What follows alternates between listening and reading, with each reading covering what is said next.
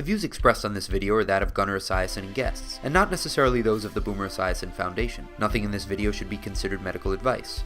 Hey, it's Gunnar Esiason here for another Cystic Fibrosis Step-by-Step video. All right, so this question comes from CF parents asking how they can stress the importance of compliance and the seriousness of their illness upon their newly diagnosed kid with cystic fibrosis.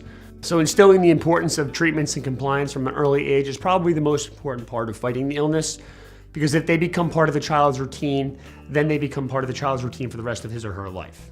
It's important to be honest with your kids about how important their treatments are. Treatments are only going to work if they're used consistently, appropriately, and effectively as per your doctor's orders. The treatments in cystic fibrosis, as I stand right now, are designed to prevent the disease from getting worse. So the only way they're going to work is that they are used on a consistent basis, and that's why compliance is of the utmost importance in cystic fibrosis.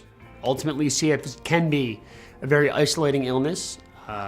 One time when I was about 4 or 5 years old, my dad turned on the nebulizer, he turned on the Thomas the Tank Engine show, and walked out of the room only to hear me cough and then have an epiphany as if that he left me in the room by myself to do my treatments for a full half hour.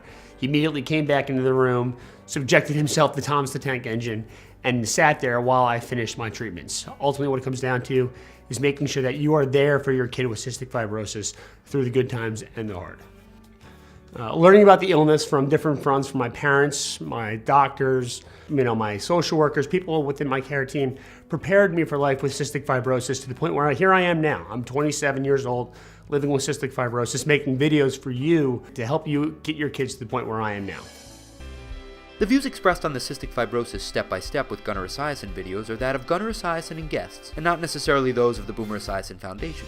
Nothing in the Cystic Fibrosis Step-by-Step with Gunnar Esiason videos should be considered medical advice. Such advice can only be given by a physician who is experienced with cystic fibrosis. The Gunnar Esiason Foundation, Gunnar Esiason and guests cannot be held responsible for any damage which may result from using the information on this video without the permission of your medical doctor. Thank you for watching Cystic Fibrosis Step-by-Step with Gunnar Esiason, presented by the Gunnar Esiason Foundation and GunnarEsiason.com.